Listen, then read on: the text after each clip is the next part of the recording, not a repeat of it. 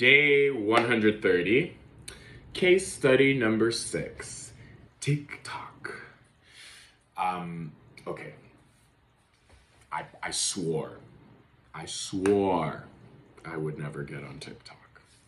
And if there's anything I've learned, it's the things that you say that you will never do are what you will end up doing. So, okay, I'm just gonna be completely honest. So y'all wanna know what got me on TikTok? Remember that girl Risa Tisa who went viral for her story, Who the Fuck Did I Marry? So my friend convinced me that I should do something similar, and that's actually what got me into TikTok. And once I got halfway through telling my story, it consumed me, and I had to get the entire story out there. And so this is very related with what actually got me onto posting onto YouTube regularly. And then this series, and then the one I'm doing on San Francisco, my 365-day series, actually came maybe 6 months after I recorded that first series, which, go on and look it up. I'm not going to promote it on here because it's not business related whatsoever. So, in a nutshell, I actually owe a lot to TikTok. If anything, just for the inspiration that they've given me and for the drive. And I don't think people put enough,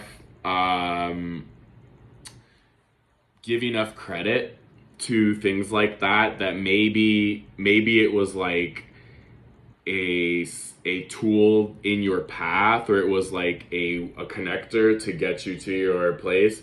Why are we not giving credit to that tool or that person or whatever it was that, you know, was the midpoint, the stepping stone between point A and point B? Maybe this is where you want to be, but this is how you got there. That's kind of how I think of TikTok.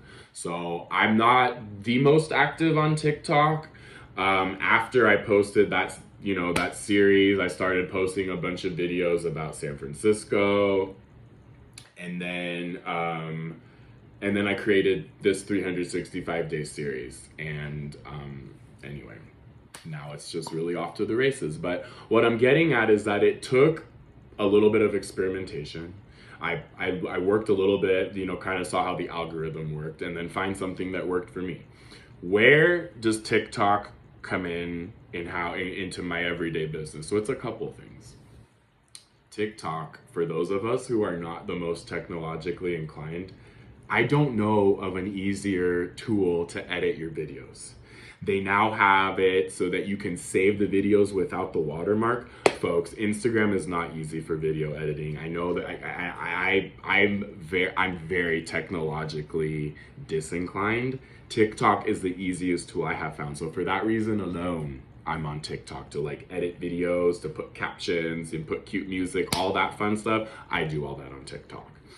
The other thing that I have found TikTok to be useful for, that's what I'm trying to say, is that Instagram shadow bans you. They want you to pay for ads. They don't want you to talk about political events. They don't, they want to keep it very, very sanitized and very, I don't know if y'all looked up how much it costs to boost a post on Instagram. Last time I checked, and it's something I did every once in a while, the fees amount to almost more than half of what the actual cost of the ad that you will pay. And then they claim the fees don't go to us, they go to Apple Store. Folks, what I'm getting at is that TikTok has more reach than Instagram, has more real reach. And I'm not gonna get into, all the different tools. This is just meant to be a case study, right? Overview.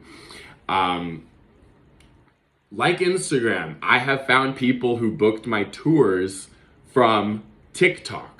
Okay, and that's because they actually see my videos, because people that search for San Francisco and search for tips like how to ride a cable car, what are the best places to check out, how can I do San Francisco the most affordably, they've seen my videos and I have actually given them real content. So for those videos that you put a good amount of work into and you actually want people to see them, I'd put them on TikTok. I would put them on TikTok because excuse me, Instagram has very limited reach. unless you're paying for ads or unless you're not shadow banned, which means anyway. Yeah, Instagram's more for the stories. That's just my opinion. That's just what's worked out for me. So, case study number 6, TikTok.